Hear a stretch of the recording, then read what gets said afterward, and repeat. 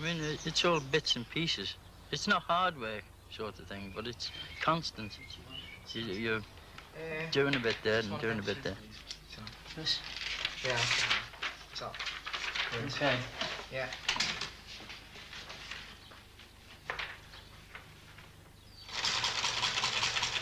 I now have a damaged spine. I have injections about every 3 months for that, for the pain. I can't lift Kev whatsoever. So without Jim, I don't know what we'd do. No. Did you damage your spine as a result of lifting Kevin? Yes, over the years, constant lifting, yes. Mm. How long do you think you can go on being Kevin's arms and legs? As long as God gives me the strength. That's all I can say. I mean, I'm a totally different person. I used to have aches and pains myself, but I don't have them now. With Kevin in a wheelchair, holidays away are a special problem, so the family tend to be restricted to day trips. When you go out to a place like this, how do people treat you? Look at Kevin rather than the ducks. Well, that's kids, but I don't really mind. I mean, I'm used to that. I mean, I take it for granted. I mean, they're only kids. They're bound to be inquisitive. So I just sort of ignore them all. If kid's staring at me, I seem to smile at him, right? And he seems to get thinking, oh, he's only human, you know, and he seems to look away, embarrassed if I smile at them. And that's the best way to treat them, really. You've got heart into it, I haven't. I've just used it all my life, you know. Can't go around miserable and all this, or scared to go out, you know, because I'm not going to be stuck in. You know, as the people pass you, you can hear little snippets of conversation. Oh, did you see that kid? He's got no legs and all this, you know. And isn't it terrible? Isn't it awful? You get all this. You know, you do feel hurt about it. Oh, yeah, because he's such a happy kid, you know, and he's so ordinary. If only they knew, you know.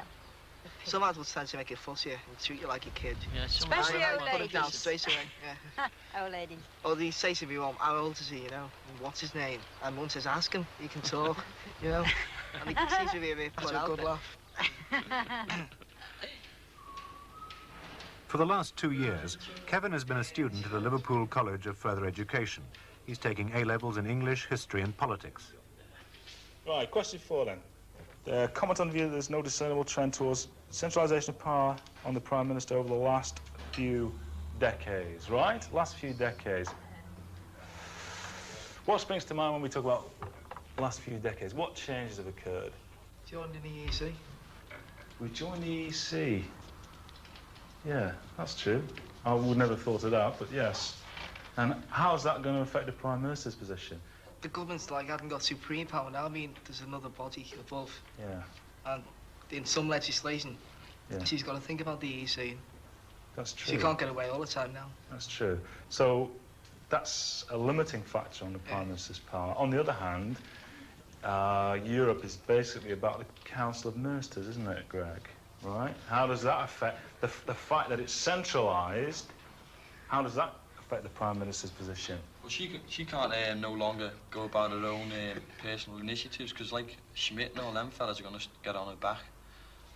Looking at the way Kevin has blossomed since he came here, one feels quite, well, proud is perhaps the word. I think he's come on like a house on fire. He's turned from being a boy into a young man. And certainly intellectually, he's come on by leaps and bounds. He's thinking about things now. Very gratifying. But I have to say that the students here, the kids have been absolutely wonderful and have just dealt with everything. And there's been absolutely no problem at all. There's no holds barred. And they say pretty sharp things to Kevin, and he says sharp things back again. When you first saw him, you sort of looked twice at me, but I mean, after a while, you just get to know him. It's just like undressed. Well, there was loads of things that Kevin did, like, I want to ask about, but I felt embarrassed about it, like, you know, because once he did a sponsored swim, and, like, I didn't know how to ask him, you know, how do you swim without arms or legs, because it's just something I've never come in contact with before, you know. I think really, you know, when we first started, I think, you know, everyone thought, or at least I did, that, you know, he might be a bit simple and that, you know, because of the way he is. But he's not too brainy, like. So when I first come in, I thought, you know, he'd be dead quiet, like, you know, when you say something and next minute you hear a voice coming across, like, taking you down a peg or two, like. So strange at first, like, you know, you thought you'd be dead reserved, but it's funny, really. That's all good. Full threat, I don't know. My players are nervous, you see, that's all it is.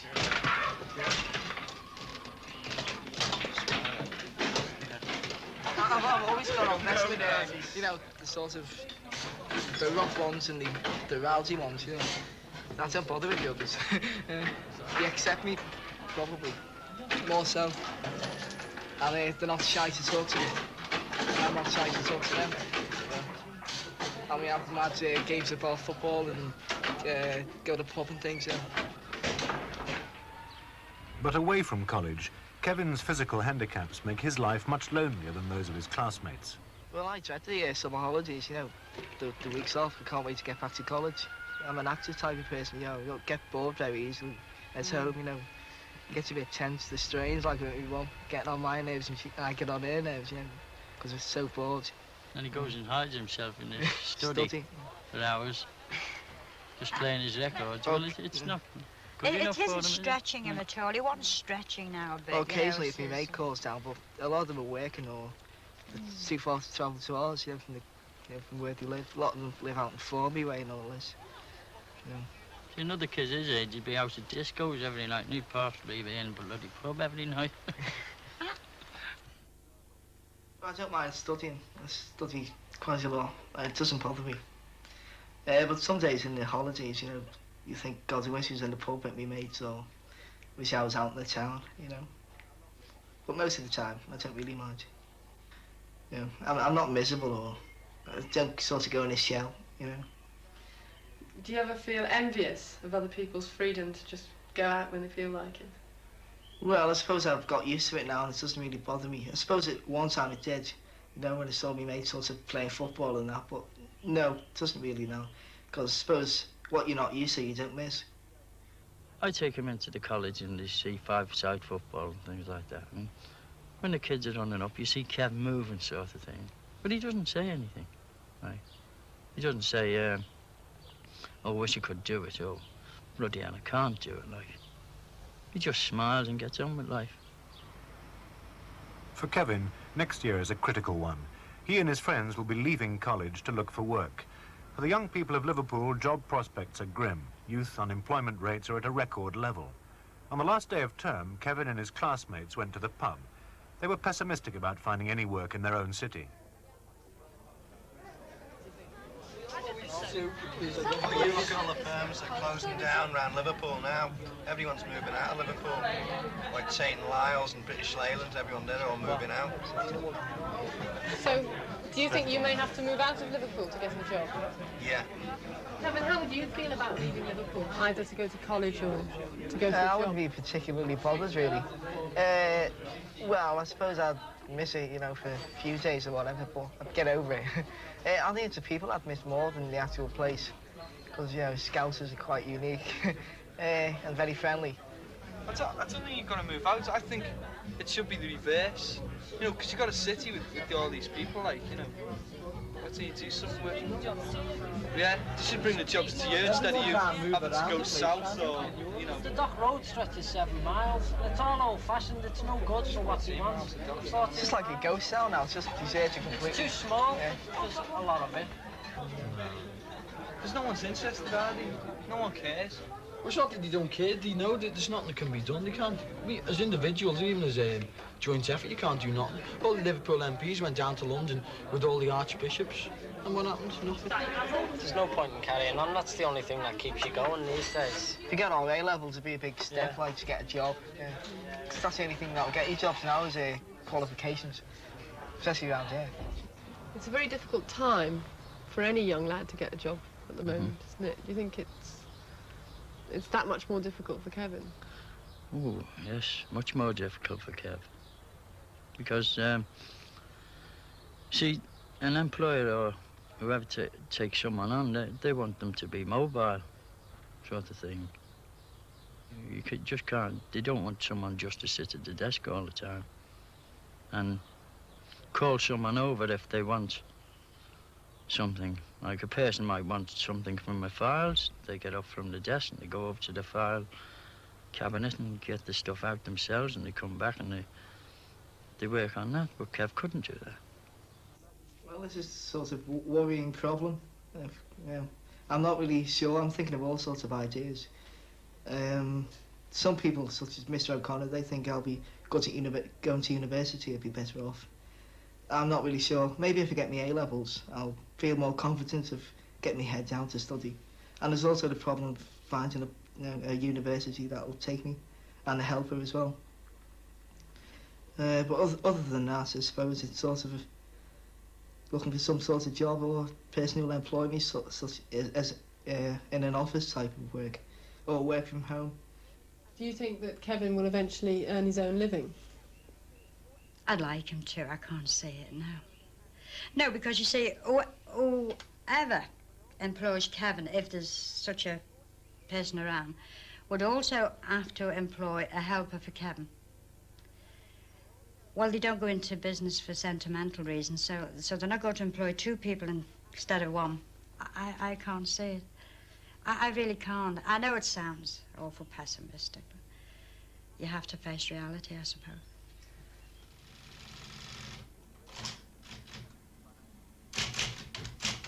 Just as great a concern is Kevin's financial future. Many people believe that the thalidomide victims received huge sums of money as compensation. Kevin, in fact, was awarded £22,000 in 1967. As he was then a child, the courts were entrusted with looking after the money for him. But Kevin's compensation was to be badly invested. What happened to that lump sum that was made? The 40% Kevin was awarded, which was £22,000. Well, that was put in the court for Kevin till he was 18. And then when he was 18, Kevin had the choice either to leave the money in the courts or he could handle it himself. Well, we decided that it would be best if we took it out the court and put it in an investment for Kevin through the bank. And we put it back in trust, actually, till Kevin is 25, because he's still too young to handle money. And when we had all the officials down from the bank and we had all the correspondence from the courts, we found that £22,000 had gone down to £21,000 after 8 years being in the court, which was ludicrous. What did you expect it to have happened, that lump sum? Doubled. We thought it would have doubled at least. It hadn't. It hadn't. You know, when I read about distillers' profits, which last year was £200 million, and I think when I think of the pittance what Kevin got, then I feel very bitter. And I wish I could have been wealthy enough to afford them all the way to the courts. I really would. That was my one ambition. And I couldn't do it. Nearly 20 years after his birth, Kevin's mother is still angry at the injustice she feels he was dealt. After a public outcry, distillers agreed to set up a trust for the thalidomide victims in 1973 to assure their financial future. But now inflation threatens to erode the real value of the settlement. When we're too old to look after Kevin, he's going to be on his own. He's going to need helpers. He's going to need to be looked after. And not just for a few hours a day, but day and night. And he's got to pay people to do that for him. And that's when he needs his money. This is why we're frightened to ask the trust for anything, because as we ask the trust for something for Kevin, and I mean materially, basically, we always feel guilty because we think that, you know, well, he needs that for when he's older, so we hold back and we don't ask them for all that much. Because he only has a little bit in it. And as you get money off them, well, then his little bit goes down. So you tend to hold back and so you don't ask. Not too much. What about your financial position? Do you ever worry that you won't be able to earn your keep or things like that? Well, it's only now that I've had to start to sort of think about it, because, let's face it, my parents sort of won't be around forever to look after me. And money's never gone to my head, because I suppose I've never really had that much when you think about it. I mean, the compensation I was awarded, it's not even the equivalent of, say, 2 years' pay, so I suppose I'll always have to employ someone to look after me. And I just don't see how I can afford to. Well, for a long time. When Kevin was a baby, I worried what would happen when he became school age. I never ever wanted Kevin to go to a school for the handicapped. They may be good, but I didn't want Kevin to do that. I wanted Kevin to be just an ordinary kid.